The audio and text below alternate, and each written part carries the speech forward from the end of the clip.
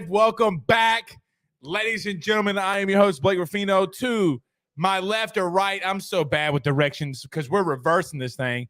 TC Terrence Copper is in the building. TC, what's up, brother? Hold on. I'm muted. There we go. What's happening? What's going on? Cooling, man. Look, we're about less than 40 days technically before we get into camp and preseason starts, but around 60 days until football starts. Can you dig it like we're Booker T, man? I can dig it, man. Look, I can't wait for football to come on. There's nothing on TV right now. Once basketball went off, there's nothing on TV. I watched Jay Cutler. So let me tell you the sports I watched yesterday, TC. So we did a young man's commitment live on AYS, my other podcast. Okay. He committed to LSU. It was very emotional, but I got mad at his mama because she had all the, ribs, burgers, all of it, potato salad, mac and cheese, brisket. Didn't even invite me. So what? They live in Baltimore. I mean, so selfish. Anyway, I watched Jay Cutler and Joey Chestnut. Jay Cutler was playing cornhole, and Joey Chestnut was eating hot dogs. I can't live like this, TC. I can't do it. Sound like you had an eventful day. No, it was boring as hell, dog. It was boring as hell. It was fun, though. It was fun. When the commitments and everything started happening, it was fun. But other than that, all right, we do got, though, TC, a lot to talk about.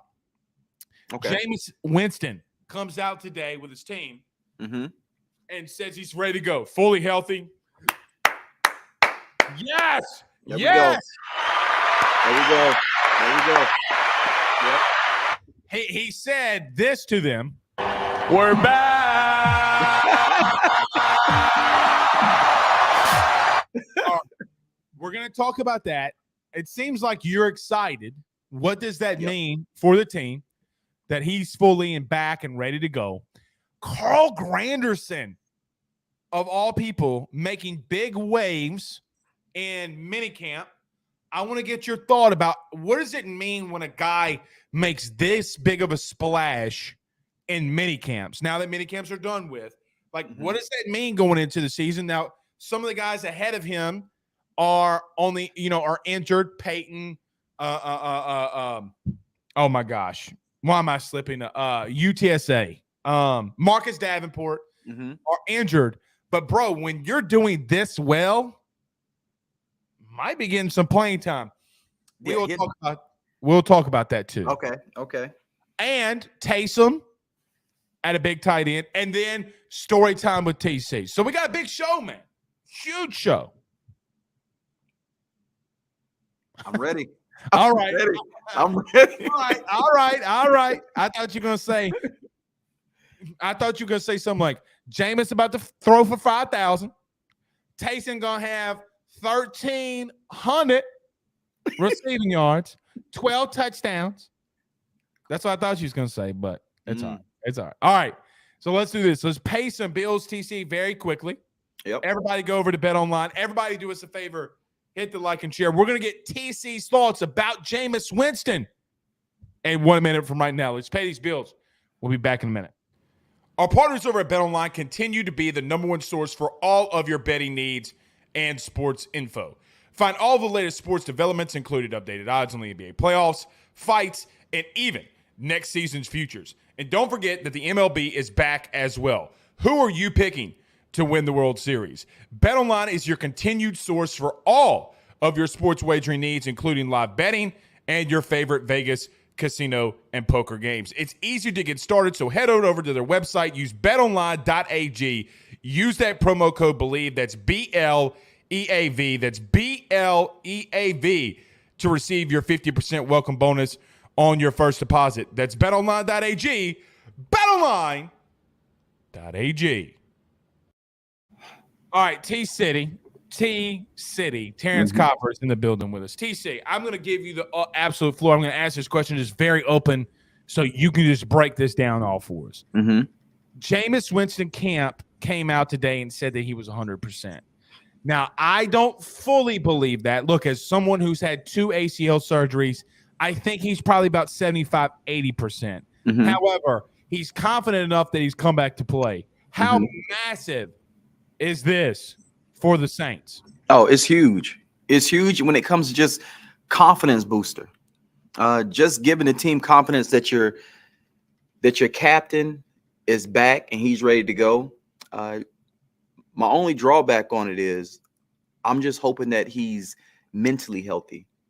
And like you just said, you had ACL surgeries. You know, physically you can be healed. Physically you can be ready to play, but mentally, are you ready to play again? Is he ready to step into throws when he got a bunch of guys around his feet? You know, is he gonna be more apt to take off and run the way he used to? Because he still run the ball very well. He's not a scrambler. You wouldn't really say he's a scrambler, but athletic. He's just athletic, right? Yeah, but he make plays with his feet. You know, so is he gonna be more apt to maybe not run it now? You know, so I'm worried about more of the mental side of him being healthy, not necessarily the physical side. The physical side will take care of itself, but the mental part of it takes a little longer. TC, was there a big injury that you had in the NFL? You know, I had I still have nerve damage in my neck, my whole left side. When I tilt my head back, a sharp pain go up down my arm to my tips of my fingers. My middle finger, you kind of see me get in the camera. You kind of see my middle finger, how crooked it is. So I don't mean to give everybody the middle finger, but this is what it looked like. So I tore the tendon on my finger. When I was in New Orleans, we played the 49ers. I actually scored on it. And when I scored, I got up, my finger was just bent down like this. It was stuck here because that tendon that keeps it up here had popped. And so it was stuck there the whole time. So I had to end up putting a popsicle stick and wrap it around my fingers to keep my hand up so I could catch and I can block. Where'd you get the popsicle stick? I don't know. They gave it to me though. Bro, like, was there a trainer eating a popsicle? Like, I have no idea. I had a popsicle stick behind my finger with tape around it. Trying to keep my finger up. Hey, Jim Haslett. Or no, Jim. Sean just got done eating a popsicle. Get the stick out the trash. DC's fingers broke. For real. That's what it was. That's exactly what it was. So great.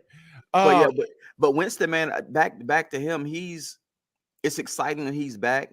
And it's exciting that he can come back and start getting some reps with the guys, because you still need that chemistry with the receivers. You need him to be a full go so they can continue to build that chemistry.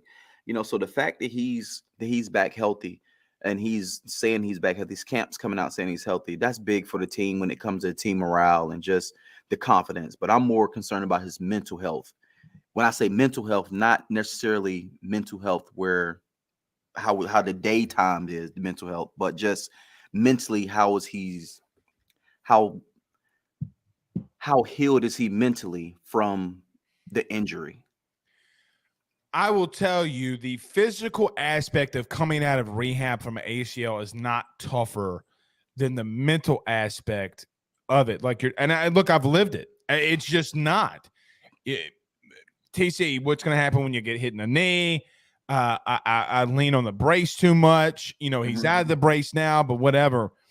I got to tell you, though, the only thing for me that I think gets him out of that hump is this is kind of like the money year in a sense for him. Like at this point, you know, even though TC, I think that Jameis is going to do really well. Look, buddy, you got to show it. Okay. Yeah. Look, it's like what Jameis is going to show up today. You know, is it 300 yards, 4 touchdowns, 1 interception, Jameis, or is it 30 touchdowns in a season, Jameis? It's a big difference. I do believe, though, mentally he's going to get there.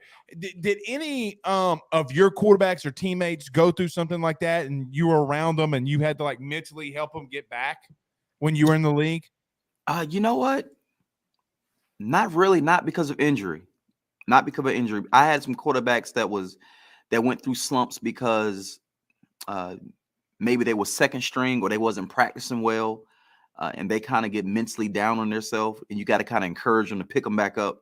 But it was never because of an injury that one of the guys was just going through a slump. It was never because of an injury, not the quarterbacks. It's so interesting to me because I don't, and we talk about Jameis every episode besides last week, which is our biggest episode, and we talked about a whole bunch of nonsense. But that's good. I mean, sometimes people just want to listen to you talk nonsense, I guess. But it's so interesting to me about him. I don't know what to think. You know, what's interesting though, and I think, you know what, TC, what I'm going to do is I'm going to transition. And I thank Noble for sending us stars via Facebook. Thank you so much, Noble, for doing that. I'm going to transition to this because TC, one of the backup quarterbacks, is now at tight end. Okay. And I was listening to Dennis Allen today, and it's a no-go for him, at least on the surface, with Taysom going back to quarterback. We talked about it just a second ago, a little off air.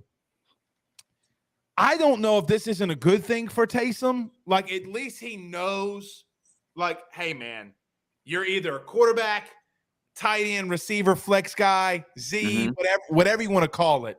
Yep. But what is your take on Taysom? Like, what do you think is going on here? Do you think it's going to benefit the Saints now that per Dennis Allen, he's a permanent tight end? I think for Taysom, I think that it is I think it's good for him because they put him at one position, and like you kind of hit on it, he can kind of focus on that position, the blocking schemes, the route concepts, the different calls that has to be made. He can really just lock in at the tight end position. He don't have to worry about learning the quarterback position, learning the plays for the quarterback, or having to learn running back plays. So he don't have to learn so much like he did last year because he played so many multiple positions. But on the other hand of that, I think that they are limiting him because he's a superb athlete. He's one of those guys that can do everything. And I think that by keeping him at tight end, I think he's going to do great at the tight end position. I think he'll do great there. But when you're so talented, it's almost like, man, we're limiting him. We're limiting the things that he can do because he's so talented. I wouldn't be so apt. I wouldn't be so mad if they put him as a kick returner. Oh, okay. So when you're talking about limiting, just so we're clarifying for everybody listening, everybody hit the like and share again too. Everybody right now, hit the like and share. So you're meaning not limiting him just in playing him tight end. Like if he can line up at running back, let him do it. That's what you're talking about in the limiting part of him, right? Yep. Right. Because you know what's interesting? What's that? Remember when the Patriots had the running back depth issue, and they threw in a guy named Cordell Patterson? Yes. I'm gonna be honest. I would love to see a toss dive with Taysom. I'm telling you. Hand him the rock, dog. Give him the ball. Just give him the ball. Now, I truthfully think he would have been maybe I can't say that, but I feel like he may have been more impactful at the quarterback position. This is the reason why. Not necessarily saying permanently at the quarterback position. That's Winston's job. That's his job now. But I still feel like goal line packages, wildcat packages, and even just sprinkling him in there at the quarterback position every now and again, because even when he dropped back to pass the ball, he's so athletic. And when these guys in coverage, if you don't have a linebacker spying him, he can get outside that pocket and really be a threat for you when it comes to running the ball with his feet. So I just feel like he's more dangerous at the quarterback position, but I think he will be more productive at the tight end position. That makes sense. Okay, that makes sense. By the way, Sean Payton, I'm sitting here talking to your former player. You can unblock me on Twitter. It was actually about Taysom. By the way, TC, why does this man block me on Twitter, bro? I didn't add him. I just said it was a questionable call and it was last year, right? What happened? Okay. So Sean, if you're listening, I'm going to clip this. And he didn't block me on the Believe in Saints Twitter account. Nana boo boo. Jameis threw a touchdown. Or I forget how it went down, but I'm pretty sure Jameis threw a touchdown, okay? And there was a flag on the play. I forget what the flag was on. And then Taysom came in and threw an interception. Mm-hmm. And so I just said, what an absolute questionable call by Sean when Jameis is 10 for 11 and just threw a touchdown. Like, why would you put in Taysom? Right? Mm-hmm. TC, it's a questionable call. I mean, I'm not taking a shot at Sean. Mm-hmm. Next thing I know, he likes the tweet on Twitter and then blocks my fat ass. That's funny. I want Sean on the show. He's got to defend himself. We got to get him on. Coach Payton, we got to get you on the show, man. All right, we're clipping this. We got to get you on the show. Bring your ass up in here. You ain't got nothing to do. Oh, I got to get at Cabo, do CrossFit, and get my tan. Coach, we love you on the Believe in Saints podcast. Yes, sir. Okay, so I agree with you on 2 of the 3 main points you just said. Okay. I agree with you that he's got to be versatile in other positions besides tight end. Mm-hmm. I agree with you that he is such a huge playmaker that you can't limit him no matter what you're doing. The only thing is I just can't come around, and why I think Dennis Allen is permanently today, even talking about it, leaving him at tight end. I don't know, TC, that he is like we've seen him in the NFL, right? And we've seen him have success at quarterback at times. Mm-hmm. Like even a couple seasons ago, we saw him have success. I just don't know if he can bring you there. Now, if it's a 2 or 3 plays, but how does that affect Jameis? So, like, I remember, I think it was Washington. I could be wrong. So don't bean count me. This isn't a part of my notes that I'm staring at the prep before the show. Taysom comes in. Jameis was 8 for 9 for 90 yards and a touchdown. Mm-hmm. He would then go 0 of 7 once he re-enters the game. The problem for me is not the fact that Taysom can't do it, because we know that he can. Mm-hmm. The problem is for me is when you're bringing Jameis back in has been the issue so far that we've seen. Mm-hmm. Even so much, we did a deep dive on AYS, like I said, the other podcast. Mm-hmm. Drew Brees even struggled with it from an accuracy and completion percentage standpoint. Mm-hmm. I wonder if Dennis Allen is getting analytical with it and saying, look, man, the hell with it, because I have so many stats behind it, and it's not necessarily benefiting the team as much as we think it is. Does that make sense? And when I say that, what do you think about that? I agree with you. Yeah, I agree with you. Because if you know those stats, trust me, they got to know it. They got to know it. The one that released it to the media. Right. So I think you're hitting it right on the head. You're completely right. I never thought about that. But I also been thinking about, I just still feel like they're going to put him in that Wildcat. And a lot of stuff. You already know. Yeah, a lot of stuff that coaches throw out there, especially now, is because the team they got to play first week, maybe they're not going to prepare for the Wildcat if they know, okay, he's just going to be at the tight end position. So you just don't know. But what you said, I think you hit it right on the head, because if you know those stats, New Orleans got to know those stats. You know what I would do? Mm-hmm. This I do. I would line them up in the power eye. If the Saints are still going to get the fullback involved. Yep. I'm not a big fan of the fullback. I'm a spread offensive concept kind of guy. It's how I roll. Mm-hmm. Sean was known for long zone read, handoffs. You know this better than anybody. The Mhm. long zone read, the AKA the as what I used to call it, my O-line coach at Southeastern used to call it the Pierre Thomas special. There you go. I would do it 2 or 3 times, even give him a toss in there. Mm-hmm. You know what I do? I put him back in there and I give him a toss and watch Chris Olave run down the damn sideline and chunk that bitch as far as I can. Throw it up. I think he is the Swiss Army knife. Right. If you utilize him correctly.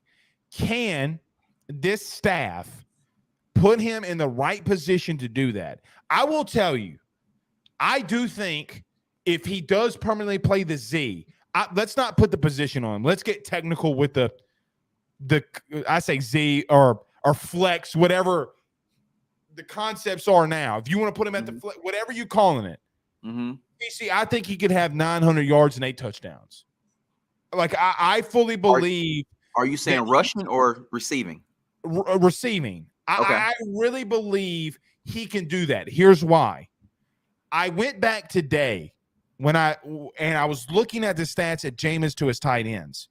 Dude, when he's in trouble, it's like the old saying goes, and excuse my language, F it, Mike Evans or my tight ends down there. And I think Jameis is more athletic than probably 95% of the dudes on that field. TC, we've seen him run over Pro Bowl safeties, like legitimate top 20 safeties in the league, top 20 players in the league. Yeah. Which remind me this. I want to ask you a question about that, the top 100. I want to know if you watched that, but we'll get that to last. So to kind of wrap it up and getting your last thought here on Taysom, man, do you think he is athletic enough and has enough skill? Could he be a Pro Bowl tight end in your opinion? Yes. He has all the skill. He's got the athletic ability, he has the size, he has the strength. I mean, he definitely could be. But I don't know if he will get that 900 yards that you brought up. I don't know if it's enough balls to go around for him to get the 900. The only reason I think that is because when Carmichael called plays, there was 200 more passing attempts for Breeze than when Sean was there. Like, so TC, the only, this is how I look at life, and this is a problem I have.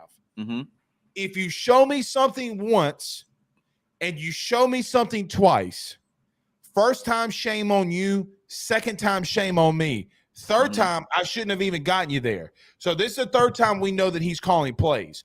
They threw 600. They had 600 passing attempts with Drew Brees when he threw for 5,000 yards. Man, I mean that's the only, because, and then I Pooh Bear and Zach, our producers, the year that Carmichael called plays, I don't remember the year. Can y'all find me the wide receiver stats that year? Because if I'm not mistaken, TC, I think Lance had 1,000. 1,000. Yep. I think Colston had 1,000. Yep. And I think Graham had 1,000. And then I forget the fourth guy, the fourth target. I think he had 875. Probably Devery. It may, bro. First off, talk about F it, Devery down there somewhere, right? TC, how fast was Devery for our Louisiana fan base? Super fast. Devery always going to be the fastest guy on the field. Like, I just don't see another guy outrunning him. Even when you got your Tyreek Hills out there, and don't get me wrong, Tyreek Hill is fast. He's fast. But Devery's fast too. Now, I feel like Tyreek Hill has his acceleration. That's what separates Tyreek Hill from a lot of people. His acceleration. Tyreek Hill can be at a standstill and get the full speed in about 2 steps. And that's what separates him. That's what separates him from everybody else. That's why he looks so much faster. Because if you think about it, he ran a 4.3 in the 40 at the combine. It's a lot of guys that run a 4.3 in the NFL at the combine. But they don't. What did you run? What did you run? What was your fastest? I ran a 4.33. Yes. And I texted to you. No. I ran a 4.33. My fastest time was a 4.33. And I actually did that at my pro day. I didn't do that at the combine. I ran a 4.43 at the combine. Hey, I bet you I beat you in a race. Oh, you know how? I'm going to push your ass down. I'm going to pay the people to hold you down. Hey, I ran a 4 ever. My best time was a 4.98, and it was a handheld. And that ain't bad. That ain't bad for old linemen. The watch dropped. I wasn't as athletic as people. You know, I tell people, TC, I was poo. I mean, listen. So I was on the sidelines for an NFL game one time. Mm-hmm. It was the scariest. Let me tell you something, TC. I didn't watch football for probably the rest of the year. Mm-hmm. I couldn't get past how physical it was, bro. Like being on the sidelines of an NFL game, it's a different beast. Mm-hmm. It's a different beast, man. I don't. I think Pooh Bear might be pulling this up for Pooh Bear. Is there any way you can like enhance that, like bring it bigger right here? Does that make sense? There we go. There. Oh, shit. All right. Go up. Oh, that's rushing, correct? Yep, that's the rushing yards. Where's the receiving yard? Okay, here we go. Yep. Receiving right there. All right, so there it is, TC. So you had Marcus Colston, who had 1154. Mm-hmm. You had Lance Moore, so we were almost right. Jimmy Graham had 982, so that's my fault. Pooh Bear, is there anybody else that had close to that? Devery must have been hurt. Shit. How many games did he play? Oh, Devery didn't even play half the season. Got you. So TC, think about it like this. But here's the thing. I think you're right. I think you might be right. There might be too many mouths to feed. But how much does a rookie Chris Olave give you, right? Like, so my point is you got Jimmy Graham, okay, who had 900. So or 8 something. I think he could get there, man. I really do think Taysom can get there. Look, I'm not an analytical dude, but I think history repeats itself, and it repeats itself a lot. Let me ask, okay, I said one last question about Taysom. I lied. One last one. Who is the best tight end you played with? Well, I was there briefly with Travis Kelce, but I'm not going to count Kelce. I gotta go with Jason Witten, hands down. Oh, now this was hair. This was when Jason had the hair. Now, yeah, this was prime Jason Witten. So, Pooh Bear, our producer, just put up Darren Sproles had 667 receiving yards himself. So, I mean, that's insane. And look, they threw the ball just so much. But continue, high Tennessee fade, Jason Witten, right? Yep, that's him. Hey, did y'all make fun of Jason in the locker room? Like, hey, ball, where's your dip? You know, like I would have been. I think that's what Tennessee people are. You know, way down yonder on the Chattahoochee. Jason was just kind of laid back, man. Okay. He was laid back, but him and the guys that he really clowned with a lot was Romo and Dan Campbell, the Lions head coach. Bro, you know. Okay, so you were there with Dan Campbell? Yeah. Mm-hmm. Okay, we're probably gonna get canceled for this. Uh-oh, here we go. Is he as intense as he really seems? Yes. Like that passion that you see after games and stuff like that when they're getting beat, and how he's talking, and sometimes he's crying, and that like he means that shit. He means it. Like he was the same type of way when he was a player. He was probably, truthfully, I got to give it to him. He's probably the toughest guy that I ever played with, between him and Marcus Colston. But Dan Campbell was tough as nails. Like if I'm in a bar fight, I need Dan with me. We getting out of there if Dan with me. We getting out. We got so many quotes from you tonight that we're tagging so many people. Okay, Dan Campbell, NFL head coaches aren't safe right now, TC. Look, Let me ask you, do you think he can succeed in Detroit? Yes, he can succeed there because he's going to succeed because the players, they follow him. Like his players has his back. And they have his back because they know they love him, because they know he love them. And everything that he's telling them, they know he's not just talking. He's not giving coach talk. And like I said, and I haven't played for him. I haven't played in Detroit with him, but I played with him as a player, and I know how he is as a player. And everything that you see that he's talking about and the emotions that he's showing, that is, Dan, he's not putting on a show. That is him. And he's tough. The only thing for me, man, it's Detroit. Hey, can I tell you can I tell you something bad? I always in Madden get Detroit because I'm so sick of watching them getting their asses kicked. And I start a season and I'm like, stop freaking losing. It's, TC, and I don't mean this about the Ford family. When you run this as a business for you to make money, it's when shit starts hitting the fan. Okay. Yeah. And you got to give Gail Benson a lot of credit. We talked about this last week. And I think this is, TC, you think we know what we're doing here and why our last episode was probably the most watched since we've been doing it. Mm-hmm. Look, man, if you're Gail, you got to be able to spend that money, bro. You got to be able to pop, pop, pop. And look, people know me from the sourcing on the LSU side. Let me tell you something.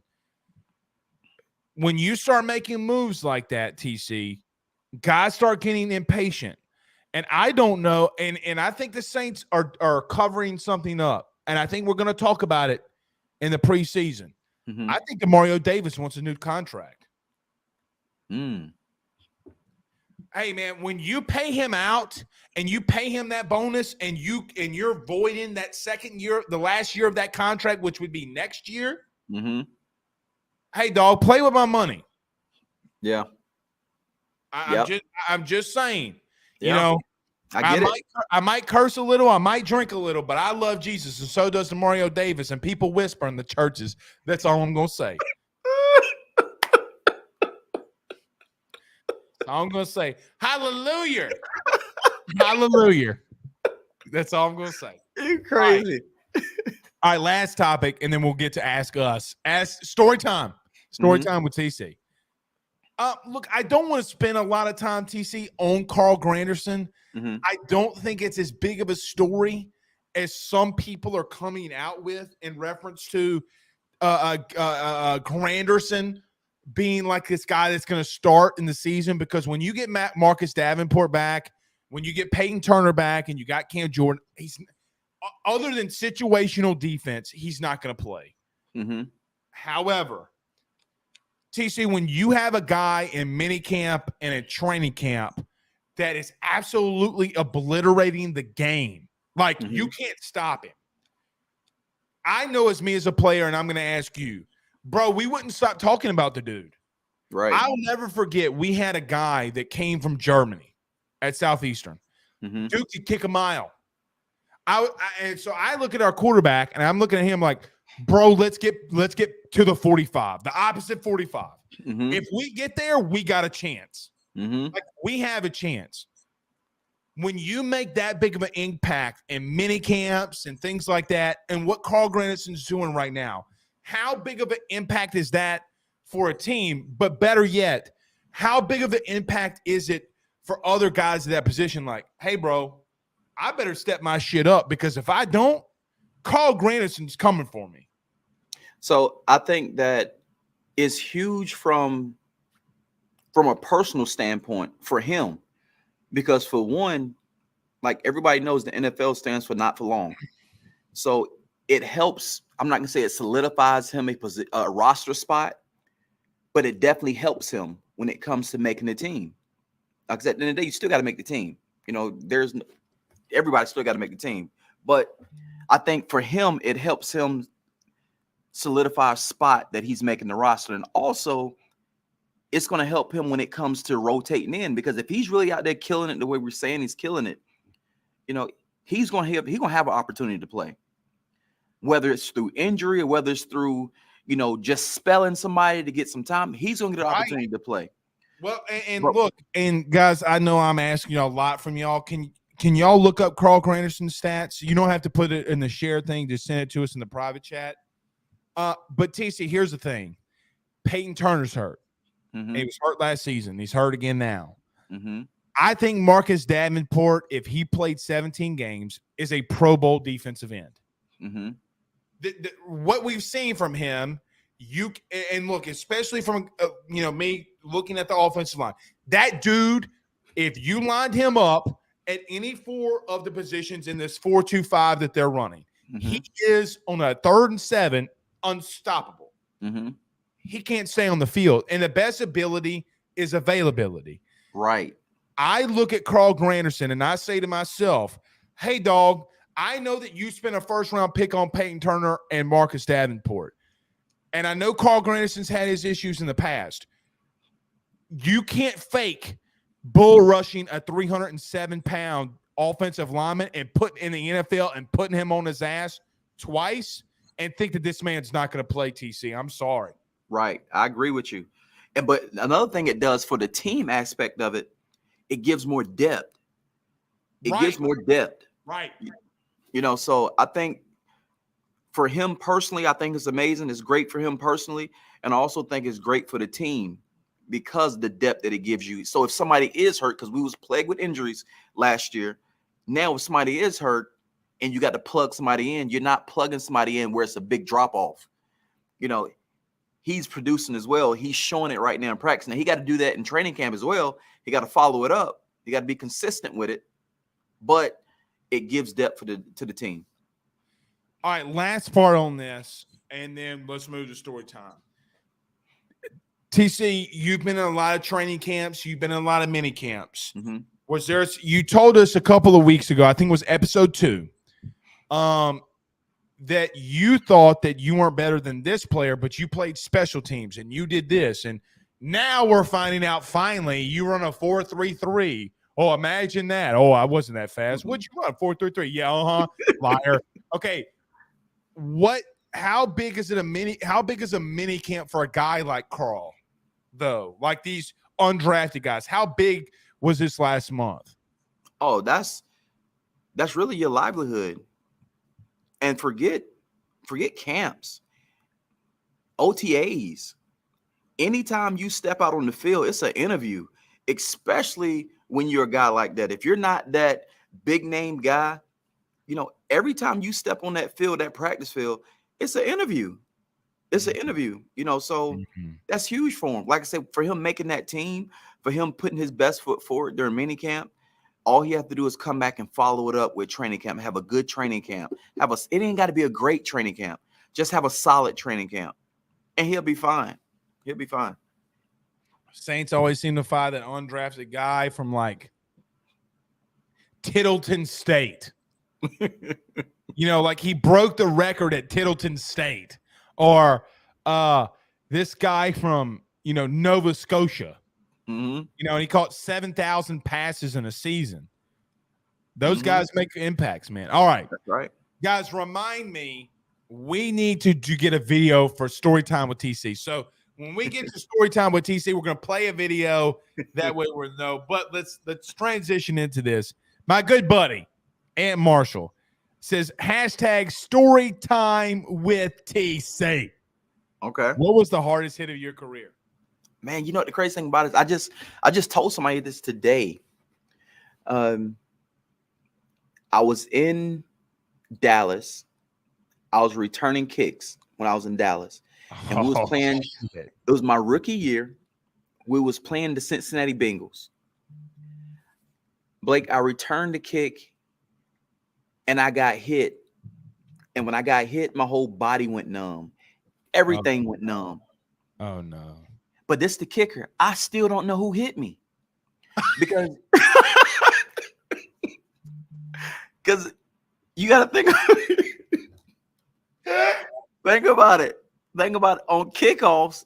in which I don't know if you was ever in a wedge on kickoff or anything like that.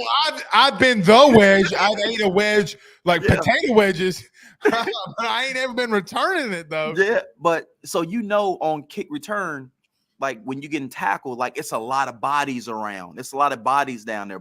So once I got hit and I was numb and I got myself together to get up, they was talking junk. Look, they was talking junk. They said you got hit by the Holy Ghost. But I still don't know who hit me. I don't know. Did you go watch the film? I'm quite sure I watched the film, but I don't know who the guy was. Yeah, right. I still don't know who the guy was, but that was the hardest I've ever been hit.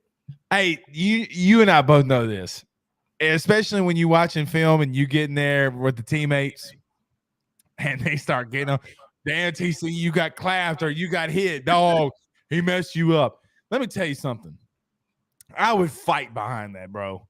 Like, don't, as Birdman once said, the great poet, Birdman, put some respect on my name. Like, bro, we're all out here. That's funny, though. That's funny. That's crazy. You know what, though? For me in film rooms, I'm not even worrying about, because, of course, when you watching film, every play that you was in. Every play before it happened. Here it comes. And you're always sitting there and feel, here it come. Here it come. Here come that slant.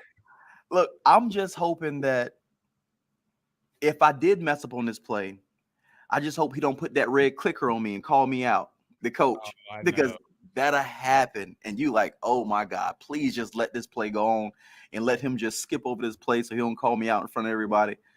That's what I'm the nervous of. That's the nervous part I am when I'm in meeting rooms, just hoping that, okay, because I know the play where I probably messed up is about to come up. So I'm just like, oh my God, I hope he don't go in on me. Is returning kicks and punts the scariest thing for someone that plays the positions and is as athletic as you? I think returning punts is scarier than kickoffs. But if you're returning punts, you ain't worried about that fear if you're even back there. So did you so you had to mentally get there? How did you because look, I've talked to a lot of guys that done it. Leonard Fournette for LSU, Odell Beckham. You got to be. I feel like you got to be a different breed of human being.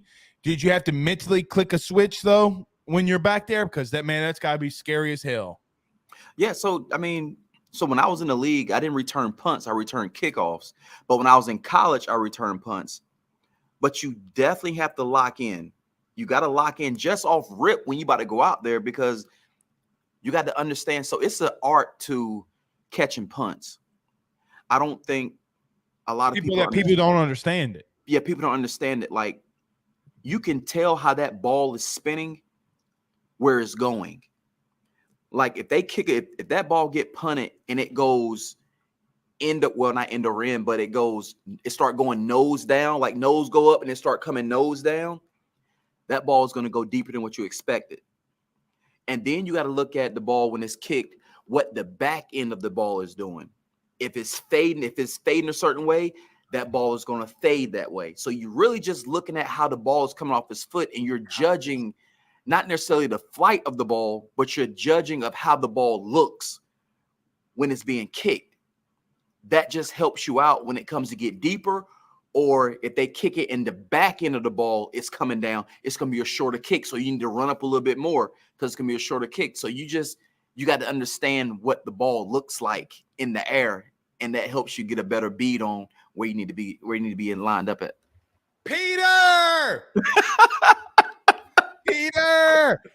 Is that the call y'all use? Peter! That's still the call, Peter. All That's still the call. All right. Aunt Marcia says my boy got all the Mario coins knocked out of him. Damn, Aunt. Damn, bro. All right, last one. I don't know. Is there any other little quick thing when we're reminiscing that? I got a little quick story for you real quick. Okay, let's roll with it. Something funny that one of my coaches used to always tell me. And everybody listening, I'm gonna put this on the shirt, so don't take it from me. So well, listen, they gonna take it. Look, all right. So, hey, of course. Well, I'll tell you off camera. Go ahead. Okay. So of course I was a very good blocker at the receiver position. I was real good at blocking, and our DB coach, when I used to come out to practice, he used to always be like, "Cop, quit all that holding, Cop. Quit all that holding." That's what he used to tell me all the time. He was like, because today we only giving out 2 things. That's dick and bubble gum. and we out of bubble gum.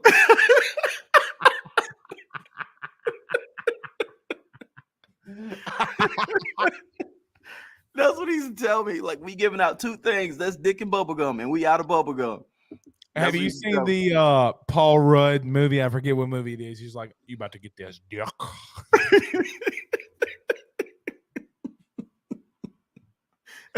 Oh God!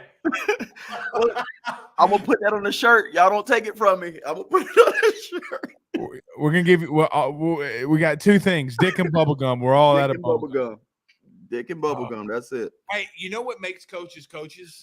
The gift of gab for some of them.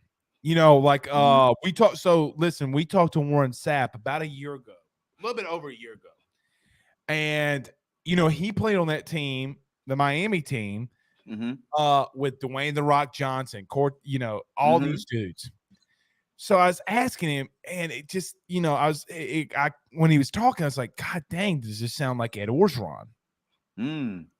So I asked Warren, I was like, listen, I know you're talking about The Rock, but this sounds a lot like Ed. He goes, oh, I told Rock back in 1999 when he was at the peak of WWE, he owes Ed Orgeron $100 million because he stole his whole flow, line for line, bar for bar. Okay. And he was talking about like how Orgeron would come out and have a new saying every day. And like you're talking about, we got 2 things. We got 2 things out here. Dick and bubble gum. I'm all out of bubble gum. And his eyes would get big. Warren said he was so scared of Orgeron, he would be like scared to not do what he's telling him because he would be hopped up on like 75 cups of coffee and he'd come out with a saying. I was like, so you mean to tell me like The Rock wrote all this shit down? He goes, yeah, we heard it every day for 4 years with Orgeron. Wow. And that's what made coach, like I had a coach one time, TC, tell me he was going to name his dog Blake Ruffino. So every time he comes home, he slaps the shit out of it because he'll think of me so he can inflict pain on the dog and not me so he wouldn't go to jail. It's like, Jesus. That's crazy. Call PETA for crying out loud. All right. It's been a great episode tonight. I thought tonight was fantastic. TC, anything you want to say before we get on out of here? No, sir. No, sir. Not at all. But you did a great job, Blake, like always. Hey, man, listen. I don't know how to put this. I have a lot of practice. Hey, I went back and listened to my first ever episode back in 2017. God, was I awful. Hey, guys, it's Blake Ruffino from AYS. So bad, man. So bad. So nervous. But anyway. All right, TC, we're close to football. We'll continue to do these shows. We'll ramp it up as the season gets closer and season gets here. Yep. Till then, man, what a great episode. Everybody do us a favor. Like, share, subscribe, all that great stuff. We'll see y'all again soon. Y'all have a good night. Peace out, Girl Scouts.